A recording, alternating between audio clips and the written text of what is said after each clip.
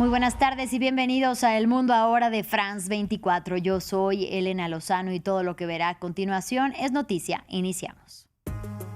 Donald Trump amenazó con lanzar fuertes ataques en Irán para este lunes y martes, mientras desde Teherán reportan golpe con misiles contra buque estadounidense.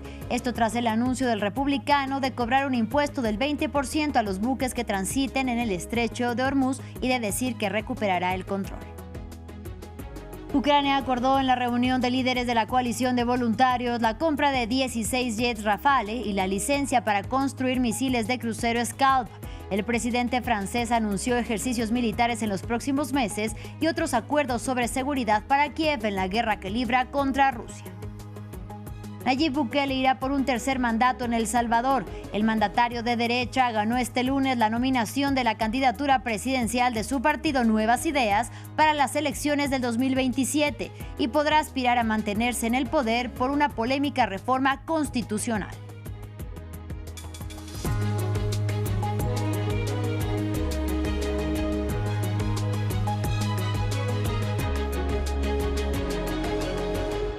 Iniciamos hablando del conflicto en Medio Oriente. El presidente Donald Trump amenazó con fuertes golpes para este lunes y martes, mientras la televisora estatal iraní informó que Teherán atacó con misiles un buque estadounidense considerado hostil. Esto tras el anuncio del presidente estadounidense de cobrar un impuesto del 20% de compensación por proteger a los buques que transiten en el estrecho de Hormuz. Más en el informe de Martín Gripo.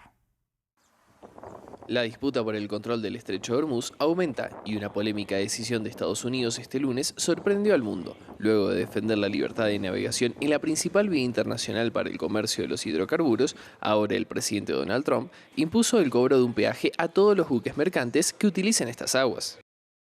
El estrecho de Hormuz está abierto y seguirá abierto con o sin Irán. Vamos a restablecer el bloqueo iraní, llamado así porque solo impide que los barcos o clientes de Irán entren o salgan. Todos los demás países podrán hacer un uso justo y libre del estrecho. A partir de ahora, Estados Unidos será conocido como el guardián del estrecho de Hormuz, pero como tal y en aras de la justicia, se le reembolsará, a razón del 20% de toda la mercancía transportada, todos y cada uno de los costes necesarios para llevar a cabo la labor de garantizar la seguridad en esta zona tan inestable del mundo. El proceso y la puesta en marcha comenzarán de inmediato.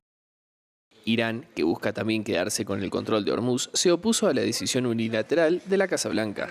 El ejército iraní dijo que no aceptará bajo ninguna circunstancia que las fuerzas de Washington interfieran en la gestión de la vía navegable. Tras las advertencias previas, bajo ninguna circunstancia permitiremos que Estados Unidos interfiera en la gestión del estrecho de Hormuz.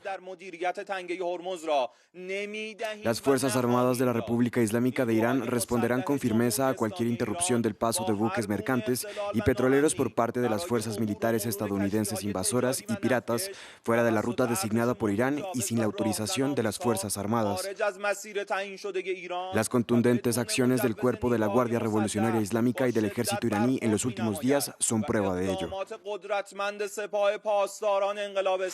Las reacciones de la comunidad internacional no demoraron en llegar. La Agencia Marítima de Naciones Unidas reiteró su oposición a cualquier tipo de tarifa que se aplique en vías navegables internacionales y que afecte a la economía internacional. Seguimos en la región. Los rebeldes hutíes de Yemen reivindicaron el ataque perpetrado contra el aeropuerto internacional de Aba en el suroeste de Arabia Saudita. Según el portavoz militar hutí, la ofensiva con misiles balísticos lanzados fue en respuesta al bombardeo previo contra el aeropuerto internacional de Sanaa, la capital controlada por los hutíes, y cuya pista de aterrizaje fue dañada para impedir que un avión iraní tocara suelo. Además, lanzó una advertencia a todas las aerolíneas para que no sobrevuelen el espacio aéreo del Reino Saudita. En otros temas, el Parlamento sirio sesionó este domingo por primera vez desde la caída de Bashar al-Assad y la llegada al poder del presidente de facto Ahmed al-Sharaa. La tarea del legislativo sirio será ardua: sacar adelante y aprobar una nueva constitución, pero además una nueva ley electoral. Pero no todas las fuerzas políticas confían en el funcionamiento de la Cámara, ya que una tercera parte de sus 210 diputados fueron elegidos por el presidente y el resto de la Cámara, de mayoría suní, fue elegida por personas designadas por las mismas autoridades. Desde Estambul nos amplía nuestro corresponsal Adrián Rocha. Si algo demostró la apertura ayer del Parlamento sirio, la primera vez que abre el Parlamento por completo después del final de la guerra civil siria y el final del régimen del expresidente sirio Bashar al-Assad, es la intención del gobierno del actual presidente interino sirio Ahmed al-Shara de intentar incluir un poco más de las minorías y de las mujeres en este nuevo Parlamento, a pesar de los muchos fallos en el sistema. De los 210 parlamentarios que en la actualidad trabajan dentro del Parlamento sirio por un periodo de 2 años y medio, al final del cual Siria tendrá que llegar a sus primeras elecciones generales, tan solo un 10%, es decir, 21 mujeres son representadas en este nuevo Parlamento, en el que sobre todo la gran mayoría de figuras representan a la mayoría también suní del país. Esto muestra, sin embargo, que al-Shara, a pesar de haber propuesto una minoría de mujeres y de minorías bastante poco representativa a lo que es los porcentajes y números en el país, sí que busca presentar un tipo de representación pública de estas minorías, muchas de las cuales fueron completamente puestas en el ostracismo durante las décadas de gobierno de Bashar al-Assad y su padre Hafez al-Assad, que entró en el poder en Siria en la década de los 80. Assad así está llevando al país, a través de su gran conexión con la Turquía del presidente turco Recep Tayyip Erdogan, a acercarse mucho más a posiciones más occidentales con las reuniones casi bisemestrales con el presidente de Estados Unidos, Donald Trump, con quien de hecho al-Shara estuvo reunido tan solo la semana pasada en Ankara, cuando el presidente estadounidense anunció que retiraría pronto Siria de los países que sponsorizan el terrorismo internacional. Al-Shara está entrando en las instalaciones y en las misiones internacionales, sobre todo europeas, en lo que también respecta a la economía, para intentar conectar a través siempre de Turquía la economía siria con el resto de Europa y también de Occidente. Ahora hablamos de otro frente de guerra vigente. Ucrania acordó en la reunión de líderes de la coalición de voluntarios la compra de 16 jets Rafale y la licencia para construir misiles de crucero Scalp. Desde París, el presidente francés Emmanuel Macron anunció ejercicios militares en los próximos meses y otros acuerdos sobre seguridad para Ucrania en la guerra que libra contra Rusia hace casi 4 años y medio. Por su parte, el presidente ucraniano Volodymyr Zelensky agradeció el respaldo de sus aliados e insistió en la urgencia de blindar a su país con mayores capacidades antibalísticas, mientras que el premier de Reino Unido, Keir Starmer, urgió a avanzar en las sanciones contra Moscú, y el canciller alemán Friedrich Merz recalcó la importancia de poner fin al conflicto y de garantizar una paz duradera con garantías de seguridad también duraderas. Esto también expresa el compromiso de que nos aseguremos de que hay un cese de hostilidades, que sea irreversible. Por supuesto, regenerar las fuerzas ucranianas y darle las garantías, las certezas, permitirle al país reanudar la vida con normalidad, particularmente con seguridad aérea y marítima. Finalmente, se trata de prevenir los ataques de Rusia. En respuesta, si Rusia debe atacar de nuevo, hay unas medidas de respuesta que pueden ser militares, pero también económicas y también políticas. Estas garantías son defensivas, no buscan escalar. Es un día histórico para todos nosotros, estoy seguro. Hemos discutido todo lo que nos puede ayudar y quisiera agradecerle a Francia por estar lista para respaldar a Ucrania con otros sistemas antiaire. Y quiero agradecerle personalmente, Manuel, por ofrecernos las licencias que nos ayudan a avanzar por los Asters, por los Scalps. Son decisiones definitivas. Seguimos en Europa porque la ola de calor golpea con fuerza al viejo continente. Cientos de bomberos luchan contra las llamas en el bosque de Fontainebleau, a las puertas de París. El incendio comenzó desde el domingo y ya ha consumido casi 1.000 hectáreas del pulmón verde de la capital francesa, que cada año recibe a unos 15 millones de visitantes. 2 personas fueron arrestadas por su presunta responsabilidad en el inicio de la conflagración.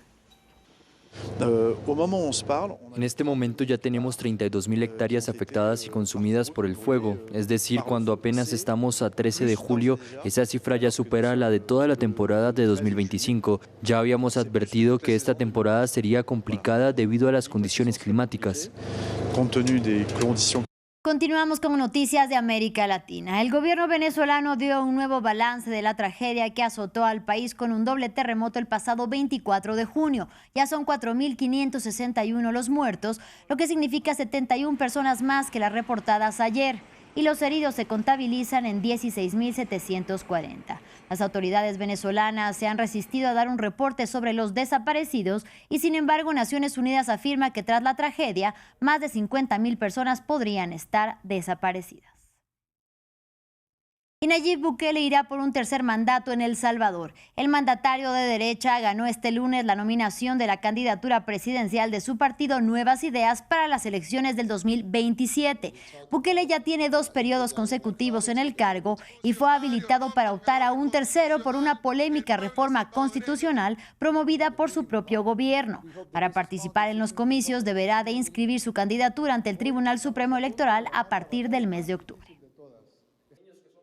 México emprenderá acciones penales contra Estados Unidos por la muerte de 17 connacionales en manos de agentes migratorios. La presidenta Claudia Sheinbaum informó que la Secretaría de Relaciones Exteriores será la encargada de presentar las denuncias ante las autoridades del vecino del norte. Se comunicó el canciller Roberto Velasco con el embajador previo a esta presentación de Estados Unidos en México. Le informó de lo que vamos a hacer en la defensa de las y los mexicanos en Estados Unidos.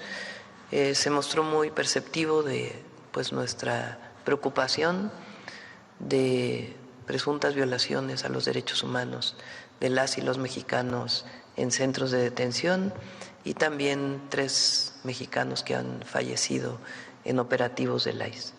De México nos vamos a Brasil. El hijo del expresidente de ultraderecha Jair Bolsonaro no podrá visitar a su padre.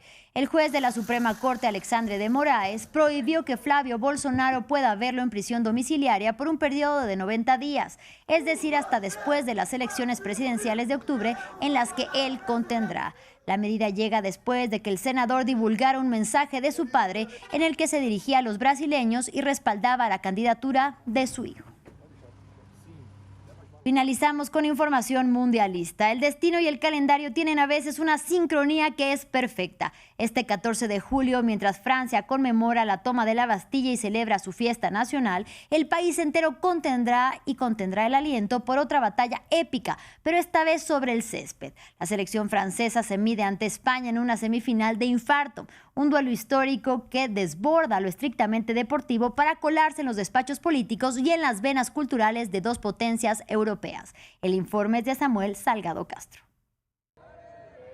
Este 14 de julio, la conmemoración de la toma de la Bastilla no será el único evento que concentrará a los franceses en las calles.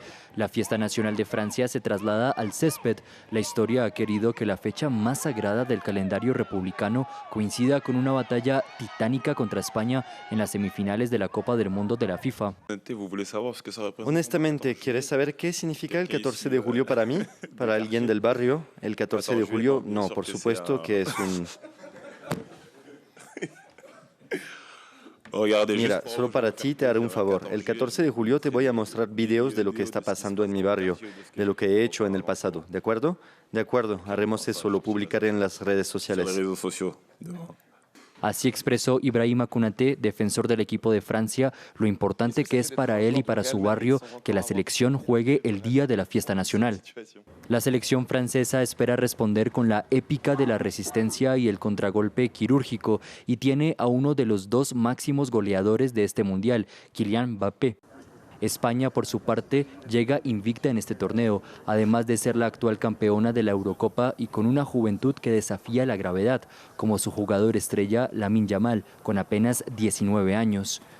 Más allá de las fronteras, este duelo es un espejo cultural. Ambos equipos reflejan la Europa diversa, mestiza y global.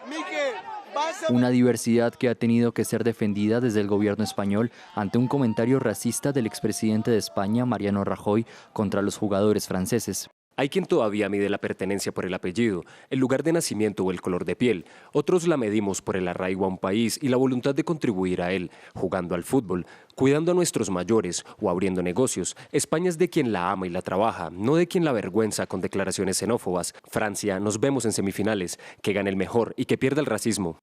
El Servicio de la FIFA para la Protección en las Redes Sociales detectó 89.000 publicaciones ofensivas durante la fase de grupos de la Copa Mundial 2026, entre ellas insultos racistas. Así llegamos al final de este espacio informativo. Gracias por su compañía y hasta la próxima.